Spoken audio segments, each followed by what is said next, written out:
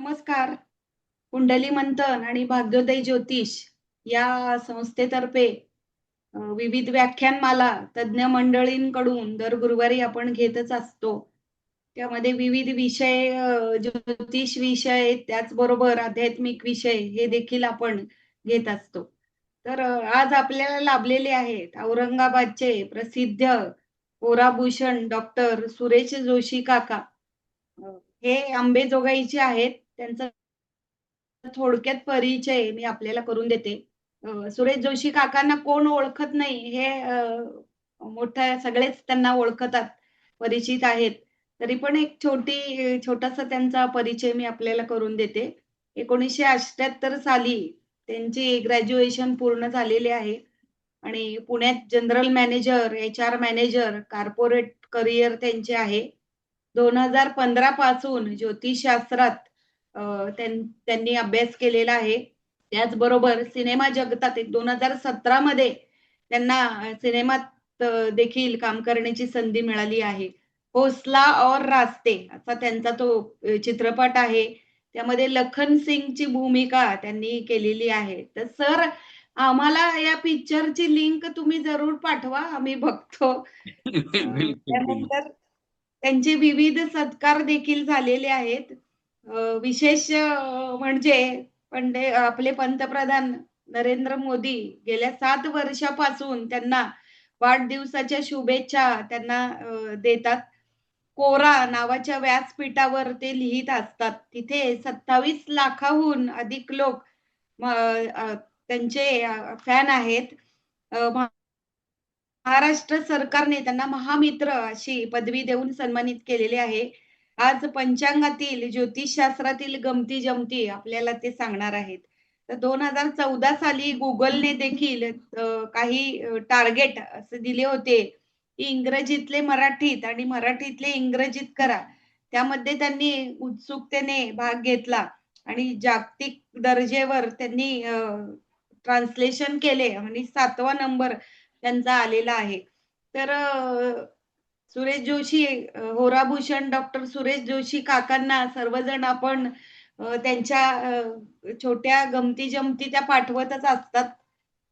त्याचबरोबर आज आपण त्यांना प्रत्यक्ष त्यांचे विचार मांडायला बोलवलेलं आहे. तर पंचांगातील आणि ज्योतिषशास्त्रातील गमती-जमती ते आपल्याला सांगणार आहेत. तर मी तुम्हाला विनंती करते, की तुम्ही सुरू करावं. श्रीराम. सरस्वती नमस्तुभ्यं वरदे कामिरूपिणीं विद्यारंभं करिष्यामि सिद्धिर्भवतु मे सदा. श्रीराम श्रीराम. उपस्थित मान्यवरांना माझा नमस्कार. आज मला ही बोलण्याची संधी देत आहे याबद्दल पहिल्यांदाच मी आभार मानतो. पुन्हा गडबड होते, पुन्हा आभार मानायचे राहून जातात, म्हणून पहिल्यांदाच आभार मानतो. वास्तविक मला काही फारसं असं स्टेजवरचं भाषण करता येत नाही. जरी मी पिक्चर मध्ये काम केलेलं असेल किंवा मला आता सोनाताईंनी एक जाता जाता एक पॉइंट त्यातला माझ्या परिचयामधला कदाचित त्यांना माहित नसावा. मला आता एक सहज बोलणे नावाच्या मराठी पिक्चर मध्ये टेंभे स्वामींची भूमिका मिळालेली आहे. परंतु तो पिक्चर अजून काही रिलीज झालेला नाही. मी त्याच्यातही काम करतोय. असो, ती माझी वेगळी फील्ड होती. परंतु आता मला इथे बोलायचंय ते ज्योतिषशास्त्र, पंचांग इत्यादी विषयावर बोलायचंय. वास्तविक काय आहे की ज्योतिषशास्त्र अवगत करणं म्हणजे कोण्या एरिया गबाळ्याचं काम नाहीये. मुळात आडात असेल तर पोहऱ्यात येईल आणि पोहऱ्यात असेल तर आपण सगळ्यांना तो देऊ शकेल. म्हणून ज्यांच्या पत्रिकेतच तसे योग असतील ज्योतिषकार बनण्याचे, तर त्याला ज्योतिषकार म्हणून पुढं ज्ञान देता येतं, त्याला समजतं, अंदाज लावता येतात. आणि याच्याबरोबर हे ज्योतिषकार होण्यासाठी काय माहिती का, मुळात आपल्याला उपासना करणं फार जरुरी आहे. नाही तर काय, उपासना नाही केली तर काही उपयोग नाही त्याचा. तर तुमच्या वाचसिद्धी प्राप्त होत नाही. परमेश्वरानं मला जे हे दिलेलं आहे याचं ज्ञान ज्योतिषशास्त्राचं, ते खूपच मौल्यवान ज्ञान असं देण्याचं कारण असं आहे की माझे वडीलच निष्णांत पंडित होते. आता माझी आई जी आता सध्या 100 वर्षाची आहे, ती काय आहे की ती एक प्रश्नकुंडलीवर तिचं फार मोठं म्हणजे हातखंडा आहे. तिच्या वाचेला सिद्धी आहे. तर ती अजूनही ती लोकांचे प्रश्नकुंडलीद्वारे प्रश्न सोडवत असते. आणि मला काय मुळात वारसा मिळाल्यामुळं, आणि मी तसा गेल्या 40 वर्षापासून या क्षेत्रात आहे, परंतु या नोकरीच्या कामानिमित्त मला काही कुठं जमलं नाही हे माझं ज्ञान दाखवायचं. पण 2015ला ज्या वेळेला मी रिटायर झालो, त्यावेळेला हे याची गोडी लागली आणि मी सतत त्याच्यामध्ये एक 11 वर्षापासून कंटिन्यू काही ना काही शोध लावत असतो. अशा प्रकारचं माझं हे काम चालू आहे. असो, आता हळूहळू आपण मूळ विषयाकडे येऊ. आता मूळ विषय म्हणजे काय, पंचांग म्हणजे काय असतं. पंचांग म्हणजे तिथी, वार, नक्षत्र, योग आणि करण या 5 अंगाचा ज्याच्यामध्ये उहापोह केलेला असतो त्याला पंचांग म्हणतो आपण. आता या पंचांगातला एक पैलू मी आज घेणार आहे. तसं तर ह्या पंचांगाच्या 5 अंगावर बोलायचं झालं म्हटलं तर 4-5 तास द्यावे लागतील सोडण्यातही तुम्हाला मला मीटिंग मध्ये हे करायला. तर आता हे याच्यामध्ये काय नक्षत्र या विषयावर मी थोडंफार काय जे मी शोध लावलेले सूत्र आहेत किंवा माझ्या वाचनात जे आलेले आहेत त्या सूत्राविषयी मी थोडं बोलणार आहे. आता काय आहे की याच्या पूर्वी तुम्हाला एक गोष्ट लक्षात आणून देतो की दरवर्षी कॅलेंडर बदलत असतं. पण इंग्रजी बरं का, हे कॅलेंडर बदलतं म्हणजे इंग्रजी कॅलेंडर बदलत असतं. पण सूर्योदय आणि सूर्यास्त दरवर्षी इंग्रजी महिन्यातल्या त्या तारखेला त्याच वेळी होत असतो. त्याच्यात बदल होत नाही, हे विशेष आहे. आता आपण आज 9 जुलै 2026 आहे. आजचा छत्रपती संभाजीनगरचा सूर्योदय हा सकाळी 5:56 आणि सूर्यास्त 7:10 होता. तोच सूर्योदय आणि सूर्यास्त अगदी 9 जुलै 1930ला जरी पाहिला तर तेच वेळ असते. त्याच्यामध्ये असं फारसा बदल होत नाही. थोडाफार सेकंद इकडे तिकडे 10-20 होतील, परंतु शक्यतो हे तेच राहतात. त्यामुळं आपल्याला ही गोष्ट नेहमी लक्षात ठेवावी लागते की सूर्योदय आणि सूर्यास्त हे प्रत्येक गावचे अगदी ठरलेलेच असतात इंग्रजी तारखेप्रमाणे. भलेही मराठी महिने बदलत असतील, परंतु आता याच्यावरून आपल्याला नक्षत्र कसं काढायचं हे सांगतो. नक्षत्राचं सूत्र असं आहे की मास दुना, तिथी गणा, 3 उन्हा आणि नक्षत्र जाणा, हा श्लोक आहे. समजा अधिक मास जर आला तर त्याच्यात +1 करावा लागतो. यंदा योगायोगानं अधिक मासही आलाय. याचं मी आता एक तुम्हाला प्रत्यक्ष एक उदाहरण देऊन सांगतो. पौर्णिमेनंतर काय करायचं असतं, याच्यामध्ये 15 दिवस प्लस करायचे आणि उत्तर 27 पेक्षा जास्त आलं या सगळ्यांची बेरीज तर 27 उणे करायचे, बाकीचे जे राहतील ते नक्षत्र असते. आता उदाहरणार्थ आज नीज ज्येष्ठ कृष्ण पक्ष नवमी आहे. आता मास दुना म्हणजे किती झालं, 9 दोन्ही नाही, मास म्हटलं तर ज्येष्ठ मास आहे, हा तिसरा मास आहे. चैत्र वैशाख ज्येष्ठ तिसरा मास आहे. 3 गुणिले 2 6 झाले आणि हे अधिक मास होऊन गेला म्हणून त्याच्यात 1 प्लस केला. 6 + 1 7 झाले. तिथी गणा म्हणजे आता गणा म्हणजे ऍड करा, त्याच्यात नवमी ऍड करायची. मग 9 ऍड केले प्लस आता कृष्ण पक्ष असल्यामुळे पुन्हा 15 ऍड केले म्हणजे 24 + 7 = 31 झाले. आता 3 उन्हा म्हणून सांगितलेले, 3 उन्हे करायचे त्याच्यातून. तर 31 मधून 3 गेले तर 28 होतात. 28 मधून परत मी जसं सांगितलं की 27 नक्षत्र काढून टाकायचं म्हणजे पहिलं नक्षत्र आज अश्विनी नक्षत्र आहे. पण आज काय योगायोगानं काय झालेलं आहे की धड तिथी पूर्ण नाही, धड नक्षत्रही पूर्ण नाही. आज काय 14 वाजून काही मिनिटापर्यंतच ते हे होतं. परंतु आपल्याला उदाहरण घेण्यासाठी म्हणून हे कुठल्याही वर्षाचं कुठलंही काढा तुम्ही, हेच उत्तर येतं. फार तर एखाद दुसरा याच्यामध्ये जसं आज 14 वाजून काही मिनिटापर्यंत हे अश्विनी नक्षत्र होतं आणि नवमी सकाळीच थोडी संपते, दशमी लागते. तर थोडंफार इकडे तिकडे होतं, परंतु आपल्याला हे कशासाठी करायचं? आताच्या हे एवढे कुटाने कशाला करायचे? तर आपल्याकडे तर ऍप आहे, हे आहे, मग आपल्याला हे बाकीच्या भानगडी करायच्या कशाला? एखाद्या वेळेला काय होत असतंय की आपण कुठं बाहेर गावी जातो, तिथं रेंज नसते, तिथं मोबाईल चालत नाही, आणि कोणीतरी येऊन आपल्याला आपलं एक स्थान ह्याच्यात आहे ज्योतिषकाराचं, म्हणून कोणी हे काका हे बघा बरं माझा जन्म, हे अमकं डमकं, तर तिथं किंवा एखाद्याचा काही प्रश्न कुंडली मांडायची असते, तर त्यावेळेला सुद्धा हे नक्षत्रांची वगैरे गरज पडत असते. म्हणून आपण काय करायचं, हे एक सूत्र, आता हे कालबाह्य झालेले सूत्र जरी वाटत असतील, परंतु हे पंचांग काहीतरी आपले छुपे हे आपल्याला सांगत नाहीत हे कसं होतंय ते. परंतु माझं ह्याच्यामध्ये गोचरी बिचरी याचा वरच्या ग्रह ताऱ्यांचा सगळा अभ्यास झालेला आहे. तर तिथं त्यामुळे मला हे मी प्रत्येकाच्या स्पीड्स वगैरे हे सगळ्याचा अभ्यास केलेला आहे. असो, आता आपण काय करू की याच्याशिवाय मी काय केलेलं आहे की मी असं, माझा काय स्वभाव जरा हे असेल, कुठली गोष्ट म्हणजे एखादी सुवर्णाताईने सांगितलं हे हे होत आहे आरोग्याचे, हे त्यांनी हे लिहिलं, पण त्यांनी का लिहिलंय याच्यावर मी 3 वेळेला विचार करतो, हे का लिहिलेलं असावं. तर त्याच्यासाठी काय होतंय की मी असंच एक गुरु ब्रह्मणाचं सुद्धा एक छोट सूत्र हे केलेलं आहे. आता काय हे कशासाठी पाहिजे, हे तर ऍपमध्ये वगैरे आहे, परंतु तुम्ही जर समजा एखाद्यानं जर मला जन्म हे सांगितलं, वर्ष सांगितलं, तर जन्म वर्षावरून आपल्याला त्याच्या कुंडलीमध्ये गुरु कुठं असेल हे जर काढलं, तर त्याला समोरचा काय होतो, प्रभावित होतो. आणि लोकांनी प्रभावित होऊन आपल्याकडून काही ज्ञान घ्यावं हेच आपलं ज्योतिषकाराचं हे असतं. इथं कुठलाही जे नुसतं वाणिज्य हा विषय घेऊनच ज्योतिष सांगत असेल तर तेही बरं नाही.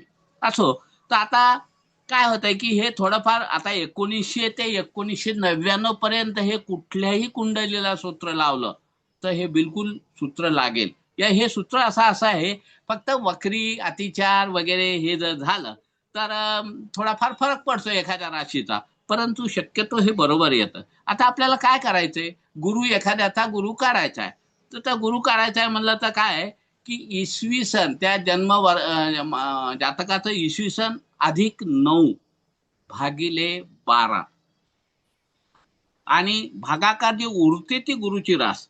आता समजा एखाद्याचा आपण आमच्या हेमंत रणनवरे साहेबांचा जन्म 1959 आहे असं गृहीत धरू, असतील त्याच्यापेक्षा त्याच्या जवळपासच असेल ना साहेब, का कमी जास्त आहे? ठीक आहे, आपण एक उदाहरण म्हणून घेऊया. 1959 चा जन्म आहे. आता 59 अधिक सूत्राप्रमाणे काय केलंय, 9, 59 अधिक 9 68 झाले. 68 ला काय झालं, 12 भाग दिला, तर बाकी उरली 8. 8 उरली म्हणजे त्या माणसाची वृश्चिक रास असायला पाहिजे, त्याच्या लग्न कुंडलीमध्ये 100% वृश्चिक रास येते. ठीक आहे. आता हे झालं एखाद्याला, पुन्हा तुम्ही प्रश्न उत्तराच्या काळात मला एखाद्याचं स्वतः हे करून बघा, तुम्ही हे जमतं का, काही प्रश्न असतील तर ते नंतर तुम्ही मला विचारू शकता हे कसं झालं म्हणून.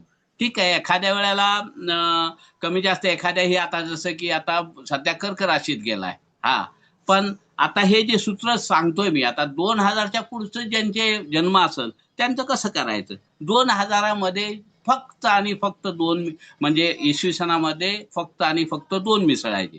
आता एखाद्याचा जर 2000चा जन्म असेल तर त्याचा वृषभेत गुरु आहे.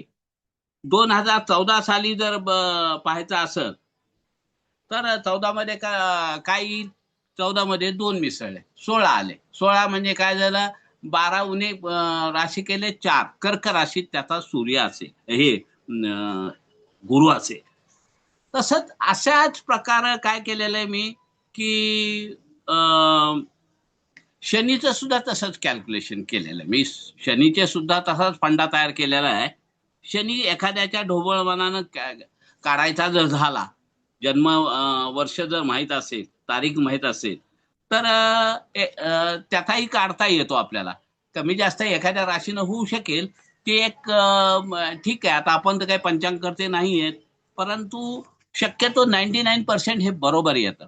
आता काय करायचंय, इसवी सन एखाद्या ह्याचा इसवी सन भागिले 2.5 अडीच कशासाठी घ्यायचे आहेत की अडीच म्हणजे 25 वर्षानंतर हे होतं 30 वर्षानंतर हे होतंय. एका एका राशीत अडीच अडीच वर्ष राहतो म्हणजे ठीक आहे शनी. इसवी सन भागिले 2.5 अधिक 9 भागिले 12 बाकी उरेल त्या राशीत शनी असतो. आता एखाद्याचं तुम्ही तुमचं करून पहा, त्याच्यानंतर काय जे काही शंका कुशंका हे असतील आपण त्याच्यावर आपण नंतर विचार करू. आता याच्यानंतरच मी जे बोलणार आहे तुम्हाला, आता तुम्हाला माहिती आहे की एखादा ग्रह जो आहे, एखादा ग्रह लग्नात किती जरी उच्चीचा असला हे असला तर त्याची शक्ती कुठून समजते आपल्याला? नवमांशामधून. आता हे नवमांशाचं एक सूत्र आहे. दरवेळेला आपल्याला कशा हे पाहत बसायचं, ऍप पाहायचे, हे पाहायचं, त्याचं सुद्धा एक सूत्र मी शोधून काढलेलं आहे की आपल्याला माहितच आहे की राशीचे अग्नी, पृथ्वी, वायू आणि हे चार तत्व असतात. 4 तत्वाच्या राशी असतात. आता त्याचं मी माझ्या ह्याच्यासाठी, माझ्या सुविधेसाठी मी काय केलंय, त्या याचं शॉर्ट फॉर्म केलेलं आहे. अपूर्वाज म्हणतो. म्हणजे अग्नी, पू म्हणजे पृथ्वीला पू म्हणलं, आणि वायूला अपूर्वाज म्हणजे लक्षात ठेवण्यासाठी मी आपला अपूर्वाज हा माझा एक नवीन शॉर्ट फॉर्म शोधून काढला. तर कदाचित आपण लक्ष केलं असेल की आपल्या जे लग्न कुंडलीतलं राशीचं चरण असतं, जे चरणात जन्म झालेला कुठल्याही राशीचा असू जातो, पण नवमांशात जाताना तो काय करतो, जो चरण क्रमांक असतो. आता इथं काय झालंय, अपूर्वाज म्हणजे म्हणजे 1 दिला नंबर, पूला 2रा दिला, आणि वाला 3रा दिला, आणि जलला 4थ दिला. असे 4 चरण आपण हे गृहीत धरले. तर होतंय काय की जे लग्नामध्ये जी हे असते, लग्नामध्ये जे चरण असतं त्याच ह्याच्यामध्ये नवमांशामध्ये जातो. म्हणजे आता समजा उदाहरणार्थ कुणाचा वृषभ राशीमध्ये 2ऱ्या चरणात जन्म झाला समजा उदाहरणार्थ, तर ते तिकडे जाताना पृथ्वी तत्वातलीच राशी येते. आता पृथ्वी तत्वातल्या पुन्हा राशी कुठल्या, त्या ह्या तिन्ही पैकी एक रास असते त्याची. हे अगदी पक्का ठरलेलं असतं. हे जे चरण क्रमांक दिलेले आहेत ना, हे काय असेच दिले नाहीत. हे ते नवमांशात जाताना हे कुठल्या राशीत जाणार आहे त्याचं सांगण्यासाठी हे चरण दिलेले. ठीक आहे. आता आपण काय करू की पण जे नवमांशामधले 9 अंश कसे कसे होतात हे पाहूया. एक तर पहिला नवमांश होतो 0 ते 3:20 पर्यंत.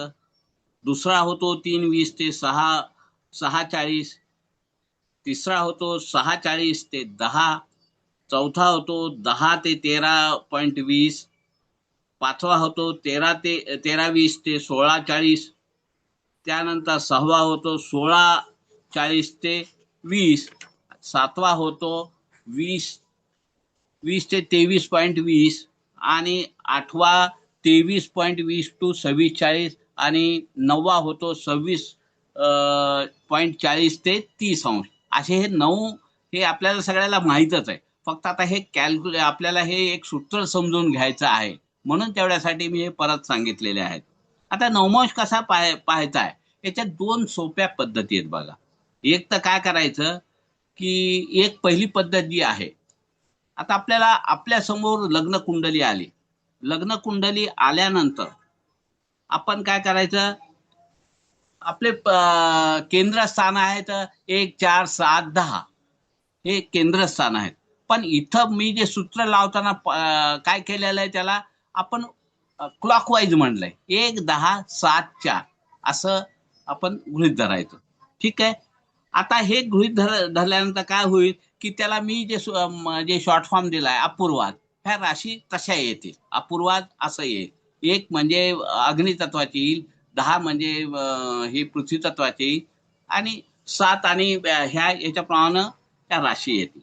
मग काय करायचं, आता आपण काय एवढंच करायचंय, राशीचा प्रथम नवमांश जो असतो तो पाहायचा. लग्नामध्ये किती अंशावर तो ग्रह आहे, तो कोणत्या अंशावर आहे. समजा आपण एक उदाहरण, सूर्य धनु राशीत 15.17 अंशावर आहे. तो पूर्वाषाढाच्या पहिल्या चरणावर आहे. आता पूर्वाषाढा ते नक्षत्र कुठले असू द्या, आपल्याला पहिलं चरण आलं म्हणजे तो कुठं गेलाय माहिती आहे आपल्याला? अग्नितत्वात गेलेला आहे. तो 1 नंबर आला म्हणजे तो अग्नितत्वातच गेलेला आहे. अग्नितत्वाच्या राशी मेष, धनु आणि हे ना मेष, सिंह आणि धनु ह्या तिन्हीपैकी गेलेला आहे. आता हे कसं उत्तर कसं बरोबर येते ते बघायचं आपल्याला. आता समजा याची काय धनुरास काय अग्नितत्वाची आहे. मग अग्नितत्वाचा पहिला नवंश 1 नंबर पासूनच चालू होतो. 1 नंबरची रास जी आहे ते मेष आहे. हे सगळ्यांना माहिती आहे हे अग्नितत्वाचं. पण आपल्या लक्षात राहत नाही की बा अग्नितत्वात 3 राशी असतात ना. मग आता नेमकं त्याच्यातून कुठून घ्यायचा? हे तर सांगितलेलं आपल्या कुठल्याही याच्यामध्ये शास्त्रामध्ये फार फोड करून नाही सांगितलेलं. तर मग मेषेपासून आपण तिथे हे करायचं. आपल्याला राशीचे आकडे तर माहीतच आहेत. मेषेपासून काय करायचं की आता 13, 20 ते 16, 40 हा आपण आता पाहिलेल्या जो हे आहे तो 5व्या नवमांशात येतो. 5व्या क्रमांकाला येतो. म्हणून मेषेपासून 5 आकडा येईपर्यंत मोजायचा. मेष, वृषभ, मिथुन, कर्क, सिंह हे म्हणजे सिंह राशीमध्ये तो आलेला आहे. आता मी मगाशी सांगितलंय की पूर्वाषाढाचं पहिलं चरण आहे. तो नक्षत्र कुठलाही असू द्या, चरण पहिलं आलं म्हणजे अग्नितत्वाचं आलं. म्हणजे सिंह रास सुद्धा अग्नितत्वाची झाली. म्हणजे हे आपलं इथं फिट बसलं हे सूत्र. समजा आता दुसरं उदाहरण घेऊ की समजा बुध हा वृश्चिक राशीत 25.07 अंशावर आहे. तो ज्येष्ठा नक्षत्राचं 3रं चरण येतं ह्याला. म्हणजे 23, 20 ते 26, 40 हा 8व्या नवमांशात आहे. वृश्चिक रास काय? जलरास आहे. जलरास ला पहिला नवमांश आपण इकडे उलट फिरत आलो होतो. 1, 10, 7 आणि 4 म्हणजे जलराशीचा हे काय झाला? 4थ्यापासून झाला. म्हणजे 4 पासून पुढं 8 आकडे मिसळायचे. 4, 5, 6, 7, 8, 9, 10, 11 हा कुंभ राशीत बुध हा कुंभ राशीत आला. आता याच्याशिवाय आणखी एक दुसरा फॉर्म्युला मी शोधून काढलाय. तो तर फार मजेशीर आहे एकदम. काय तुम्हाला कोणी आंधळ सुद्धा हे करू शकतो. ज्याला हा कळाला हा वापरू शकता, किंवा जो माझा दुसरा आहे तो वापरू शकता. आता दुसरा फॉर्म्युला असा आहे की मी काय हे केलेले आहेत की ते प्रत्येक म्हणजे आपले जे अपूर्वाजला मी एक कोड नंबर दिलेले आहेत. कोड नंबर अपूर्वाज, अग्नी, पृथ्वी, वायू आणि जल तत्वाच्या राशीला हे कोड नंबर दिलेले आहेत.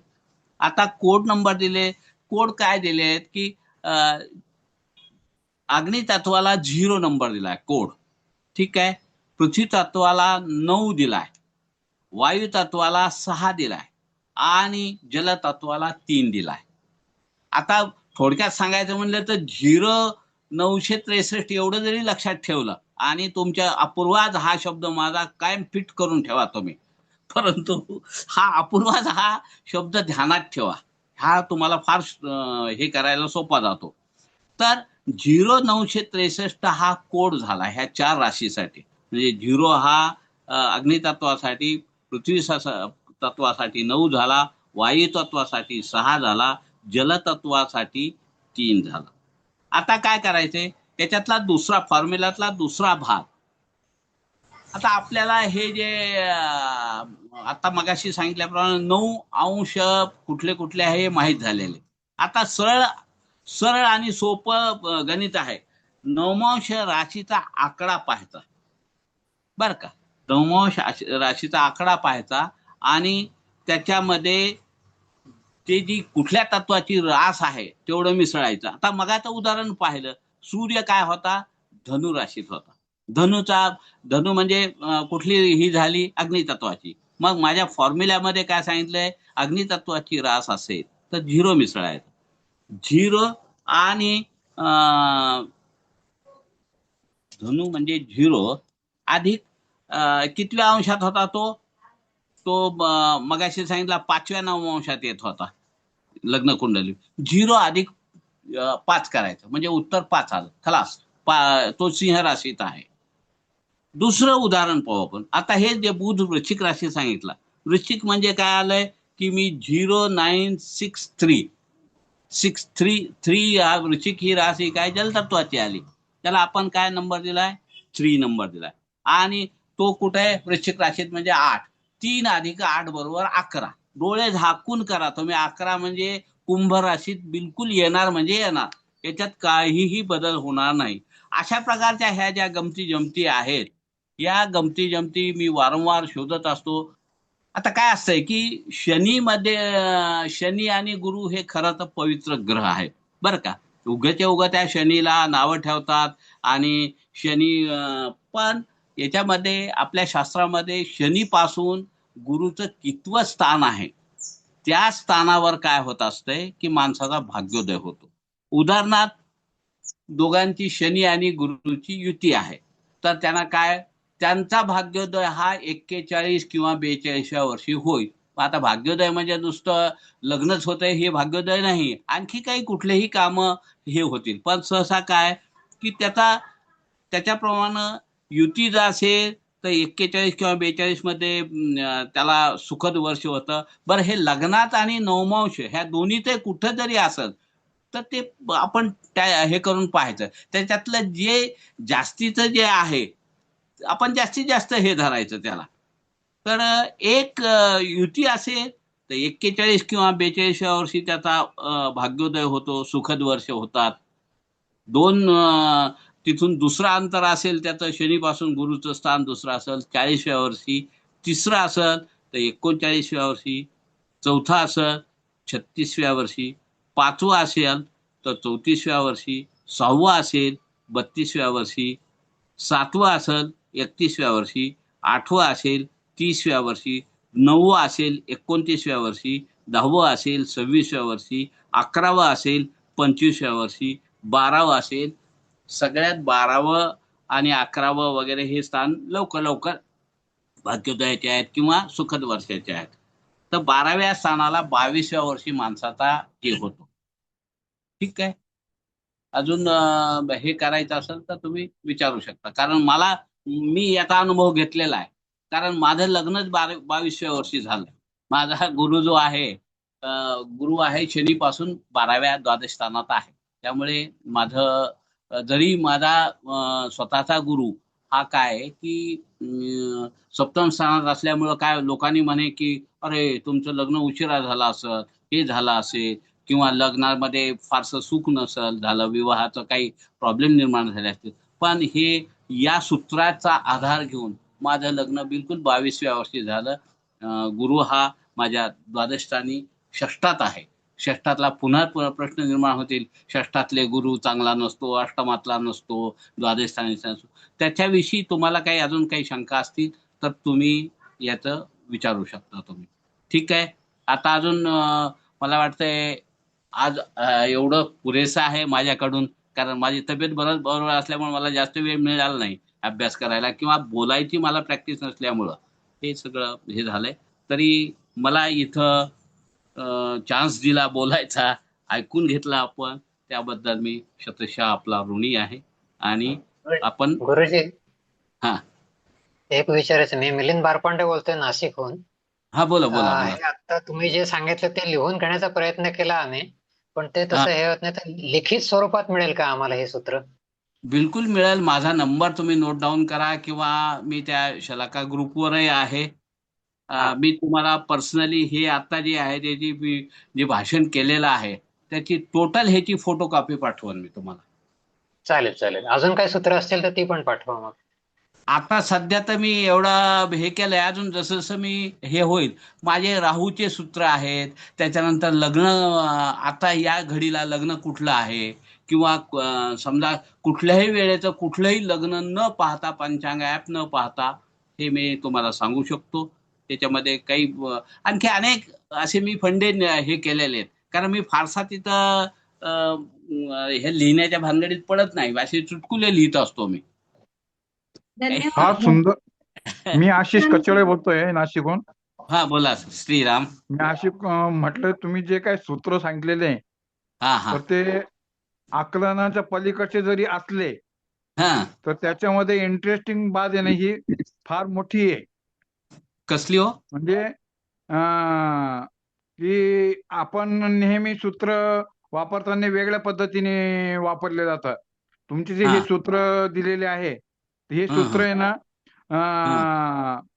जगात लोकांना कोणाकडेच नाही ते. समजू शकतील अशा स्वरूपाचे सूत्र तुम्ही निर्माण केलेले आहे. आणि हा त्याच्यामध्ये तुम्हाला चांगलं यश लाभो, हो हो, थँक्यू. चांगलं यश लाभो, ही होय होय, ईश्वरचरणी प्रार्थना करतो मी. Thank you thank you sir. ठीक. धन्यवाद सर. बरेच सूत्र त्यांनी स्वतः निर्माण केलेले आहेत हा हा आणि ते भेटल्यानंतर ते सांगतच असतात. तर ते घाईघाईमध्ये मी लिहून घेतलेले आहेत. तर बर. पण पाठवतील. थोडीशी हो मी घाई पाठव. हा जरी ज्यांना ज्यांना झाली हे पण आवश्यक वाटतं ते. निवांत हं. सांगितलं तर लोकांनी लिहून घेतलं असतं. काही हरकत नाही. तुम्ही ते फोटो काढून पाठवलं तरी चालेल. शंका नाहीये. मीच विचारते हा बोला. काका, की आता सिंहस्थ चालू झालंय म्हणून लोकांचं थोडंसं लग्नाचे मुहूर्त काढू नये. बऱ्याच पोस्ट येतायत, की रवी च्या सानिध्यात गुरु आलेला आहे, त्यामुळे अस्तंगत वगैरे अशा गोष्टी बऱ्याच येतायत.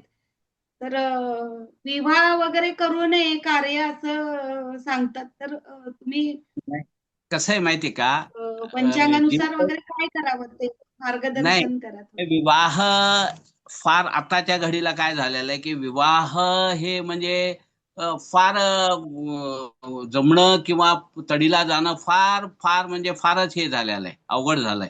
तर आता जसे की हे दाते पंचांगकर्ते आहेत किंवा आणखी मोठमोठे हे गौरव देशपांडे वगैरे हे सगळे जे मंडळी आहे, तर यांनी काय केलं की कालसुसंगत असे काही नियम बदलले तयार झालेले आहेत आपल्याकडं. तर आता खरं पाहिलं तर हे निघायचं कारणच काय होतं माहिती का? की पूर्वीच्या काळी सगळे लोक आपल्याला त्या सिंहस्थानात त्या नाशिकला जायचे, याला जायचे. त्यामुळं काय की सगळे कामधंदे सोडून बरीचशी मंडळी धार्मिक होती, तिकडे जायचे. मग लग्नाला कोणी नाही उरायचं. हे त्यावेळेसची ती गरज होती. तर आता तसं फक्त नाशिक आणि त्र्यंबकेश्वरच्या परिसरातल्या लोकांनी सिंहस्थात करू नये असं माझं एक वैयक्तिक मत आहे. आणि तसं काहीही हे नाही. खरं पाहिलं तर हे जो सिंह सिंह म्हणजे रवीची रास आहे. रवीच्या ह्याच्यामध्ये रवी आणि गुरु हे काय आहे हे मित्र ह्याचे जे दोन गट आपले देवाचा आणि दानवाचा जो गट पडलेला आहे.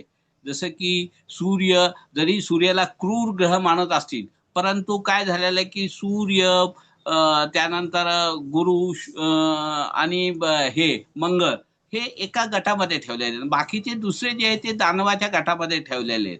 पण सूर्य हा शेवटी सगळ्यांचा हे आहे ना, राजा आहे ना.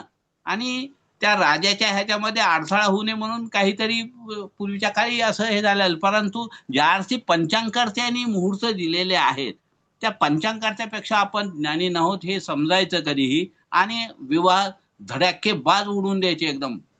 जास्त फार 500 रुपयाची प्लेट टाकून जरी हे केलं तरी चालेल.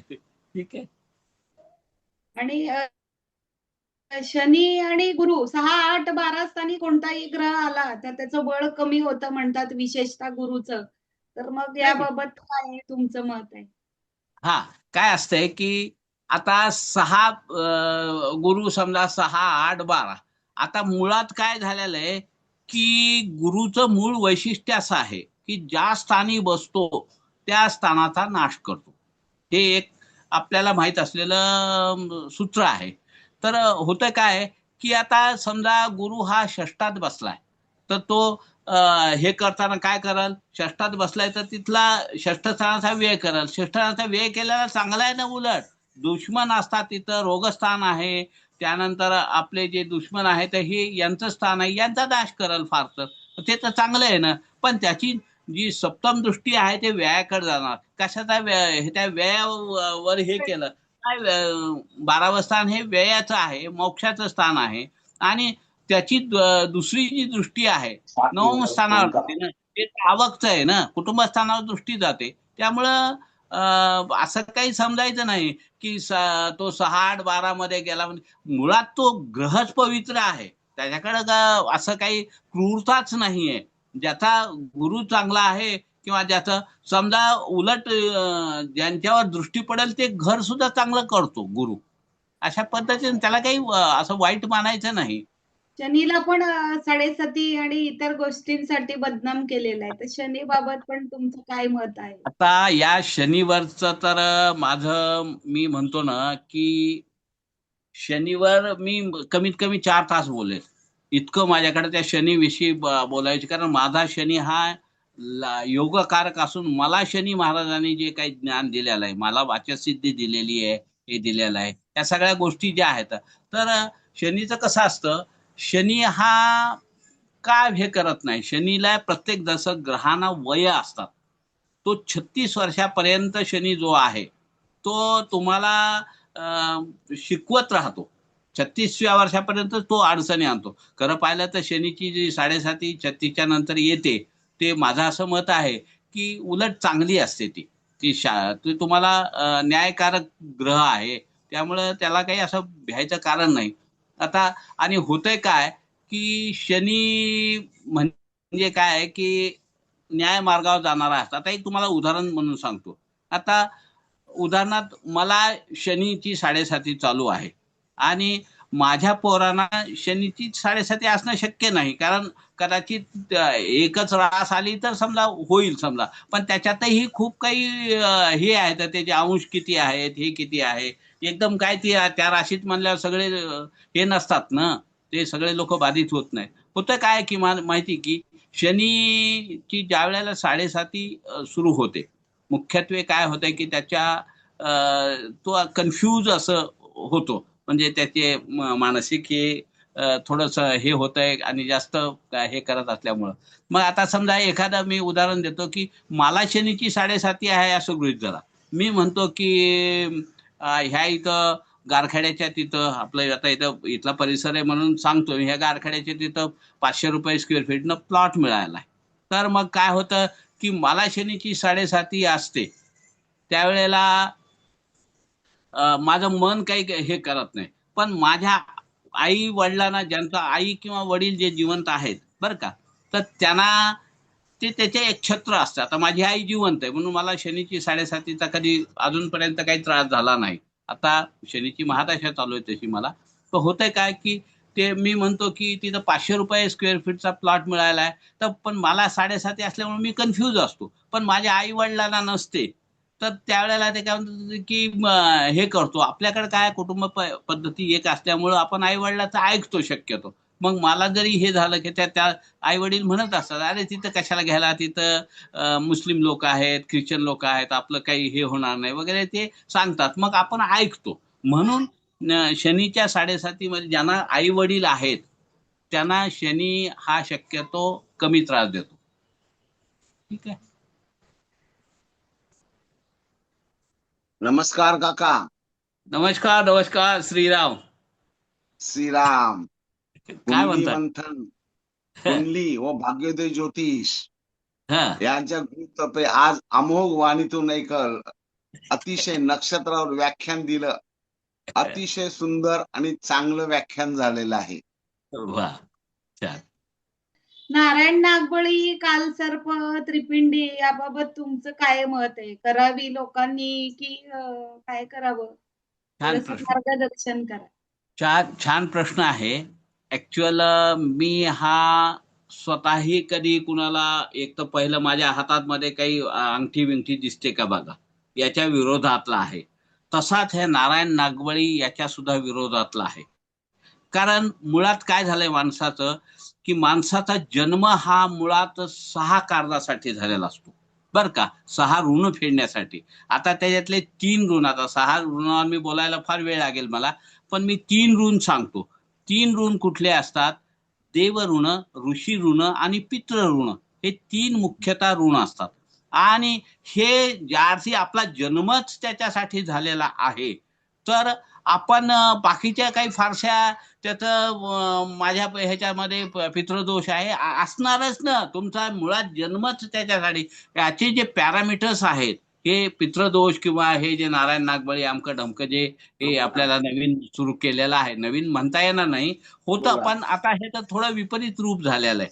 तर त्यामुळे काय झालंय की हे आपलं कामच हे आहे. त्यामुळे काय होतंय की याचा बाऊ करून आणि त्याच्यामध्ये लोकांचं थोडं लूट होऊ नये. बाकी ते शास्त्राला धरूनच आहे, परंतु प्रत्येकाच्या ह्याच्यात ते पितृदोष तर असणारच ना. इतके पॅरामीटर, तुमचा जन्मच मुळात त्याच्यात झालेला आहे, तर त्यामुळे हे नाही. तसंच मी म्हणजे एखाद्याला राग येईल जे रत्नशास्त्रात किंवा ह्याच्यामध्ये काम करतात, येऊ द्या, क्षणभर राग आला तर हरकत नाही.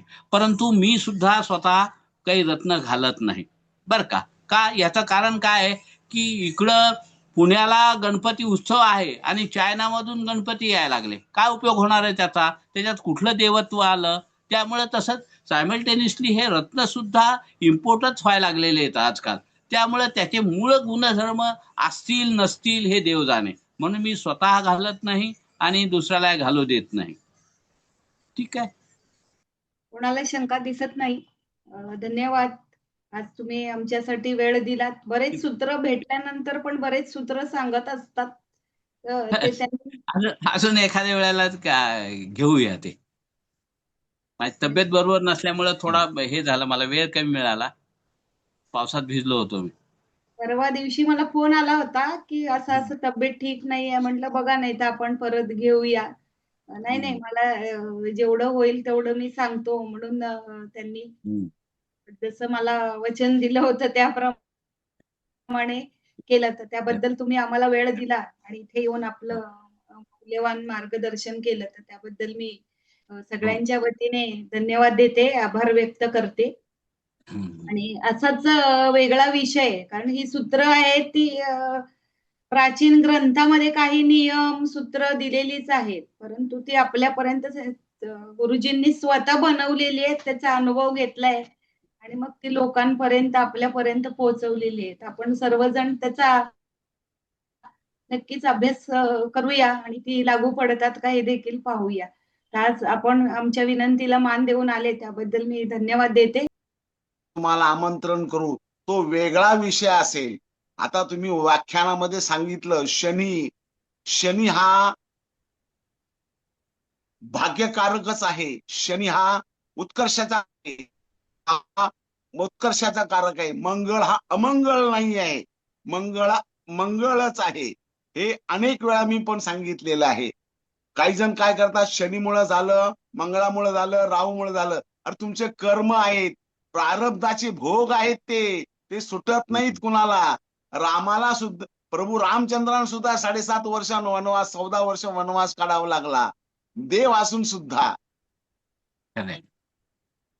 आलं का? असंच काहीतरी वेगळं व्याख्यान, वेगळ्या विषयावर मी तुम्हाला आमंत्रण करेन जरूर. आणि तुमच्या ओजस्वी वाण्यातून मंगळ हा अमंगळ नाहीये हे परत एकदा तुम्ही सिद्ध करून द्याल. नक्की. आज काय झालंय, मंगळाचा भाऊ केला ना, मंगळाची मुलगी आहे, मंगळाचा मुलगा आहे, त्याला मंगळच पाहिजे. अरे मंगळ घटस्फोट करतोय का? शनी घटस्फोट का नाही करत? बुध घटस्फोट का नाही करत? गुरु घटस्फोट का नाही करत? मंगळामुळे तुम्ही दोष देता का? नुसता मंगळावर म्हणजे निव्वळ मंगळावर दोष देण्यात काय अर्थ नाहीये. याला धरूनच मी हे सांगतो की ज्यांची कुणाची कुंडली जमत नसल, वधूवरांची, ती माझ्याकडे आणा. मी त्याला बरोबर त्या कुंडलीला, त्याला जे छोटे छोटे उपाय असतात बर का, माझ्याकडे असे उपाय हे नाही आहेत की नारायण करा, नागवळी करा, 25 पूजा घाला, नाही आहे माझ्याकडं. मी ताईंना माहिती आहे, स्वर्णा ताईंना, की मी अगदी पिंपळाला प्रदक्षिणा घालायला लावतो. का घालायला लावतो? Pimple is always giving oxygen and we are saying oxygen as a pranvayu. While taking a round of pimple, your right brain will be charged. Then you will become a positive. हे असं त्याचं मूळ हे आहे. विज्ञान plus अध्यात्म याची सांगड घालून मी त्या सगळे उपाययोजना असतात माझ्याकडे. बरोबर आहे. जिथं सायन्सला लिमिटेशन आहे, हा, पण अध्यात्माला लिमिटेशन नाहीये काका. नाही खरं आहे. सायन्स तुमचं सांगतं, हा तुझा डोळा आहे, हे तुझं हात आहे, हे तुझं बोट आहे. पण सायन्स सांगतं का हे तुझं मन आहे? मन कुठं दाखवा म्हटलं तर सायन्स काय दाखवेल? सायन्स अनेबल आहे. पण ते अध्यात्म दाखवतं. एखाद्या व्यक्तीच्या शरीर डोक्यात घातलं, स्कॅनर मध्ये घातलं, स्कॅनर काय करतं, मेंदू दाखवतो, मेंदू ते सेल दाखवतो, वेन दाखवतो, पण त्या डोक्यात असलेले विचार दाखवतो का? नाही नाही. दाखवत. ते अध्यात्माने आता तुम्ही मी बोलतोय, मी एखाद्याला म्हणलं शब्द दाखव कुठं आहेत ते, शब्द दाखवू नाही दाखवत. शकतो का? नाही दाखवू नाही. शकत. नाही. ते खरंय. समजून घ्यायचे असतात. तसंच अध्यात्म हे समजून घ्यायचं असतं, उमजून घ्यायचं असतं आणि त्या अध्यात्मानुसार आपल्या जीवनाची प्रगती करायची असते. एकदम खरंय. ज्योतिष कोणाचं भाग्य बदलत नाही. ज्योतिष हा मार्गदर्शकच आहे. तुमच्या खरंय. प्रारब्धात जे आहे ते होणार आहे. त्याला कुठलाही ज्योतिष बदलत नाही. फक्त त्याची उपासनेने तीव्रता सहन करायची ताकद वाढवतो. खरंय. ती फक्त उपासनेत आहे. कुठल्या रत्नात नाही, कुठल्या पूजेत नाही. खरंय. असंच मंगळावर विषय घेऊन मी तुमचे व्याख्यान आयोजित कर. मला नक्की नाही नक्की. मला अनेक प्रश्न विचारले 2-3 जणांनी. म्हणे हा. मंगळ, मी म्हणलं मंगळ अमंगळ नाही. म्हणलं अशा तज्ञांना मी शोधून आता एक व्यक्ती आहे पंडित सर, त्यांचं मी व्याख्यान ठेवलंय. हा. विवाह बर. विवाह विषयावर आहे व्याख्यान. मी तुम्हाला बघा येईल तुम्हाला ते. वेगळा विषय घेतलाय त्यांनी, बर. वेगळा चालेल. विषय. जेणेकरून चालेल. काय, तुम्ही या ग्रुपवर जे काही ज्योतिष शिकतात, त्यांना त्यांच्या ज्ञानात भर पडेल हाच उद्देश आहे आमच्या दोघांचा. आम्हाला खरंय. ह्याच्यातून पैसे कमवणं किंवा ह्याच्यातून काय उत्पन्न कमवणं आमच्या सूत्रावेत्यांचा आणि माझा बिलकुल नाही. आम्ही खिशातून पैसे भरलेत दोघांनी मिळून आणि ही मीटिंगची लिंक घेतलेली आहे. खरंय. याच्यामध्ये छान. कार्यशाळा कधी झाल्या का? फक्त नाही, 1-2 सूत्रावेत्यांनी. तुमचं कार्य हे ह्या दोघं तिघांचं ऍक्च्युअल ही चिंचोलकर कोण आहे, अक्षय यांचं तर यांचे ज्योतिषाशी संबंधित नसून सुद्धा ते पूर्ण वेळ देतात ना. आता त्या दिवशी मला सूत्राबाईंचा फोन आलता. फोन आल्यानंतर मी बोललो, सूत्राबाई म्हणे सर असं करायचं का? आणि तो होता पाडव्याचे दिवस, मागच्या त्याच्या पाडव्याला. होय मी त्याला होय. म्हणलं मला कॉम्प्युटरचं ज्ञान नाही. त्या म्हणतात मला पण ज्ञान नाही. मग अक्षयला फोन केला. अक्षय म्हणलं तू करशील का सपोर्ट? करेल. म्हणलं अर्धवट सोडणार नाही ना? म्हणलं सर तुम्हाला विश्वास आहे का अर्धवट सोडेल असं? म्हणलं नाही. मला किती काही झालं तर मी तुम्हाला अर्धवट सोडणार नाही. खरंय. त्या दिवसापासून तो जमलेला आहे आणि मागच्या पाडव्याला 1 वर्ष झालं. तुम्ही त्यावेळेला आशीर्वादवर भाषण दिलेलं आहे आम्हाला. होय होय होय होय. होतं पाडव्याला होतं. कारण धन्यवाद. आपण सगळ्या श्रोत्यांनी माझं भाषण ऐकून घेतलं आणि ज्यांना कुणाला शंका असतील, नंबर दिलेलाच आहे. कधीही एनी टाइम मला फोन करू शकता. मी तुमच्या घरचा सदस्य आहे. ठीक आहे. श्रीराम. सगळ्यांच्या संमतीने आजची मीटिंग संपली असे मी जाहीर करते. सगळ्यांचे आभार मानते. श्रीराम.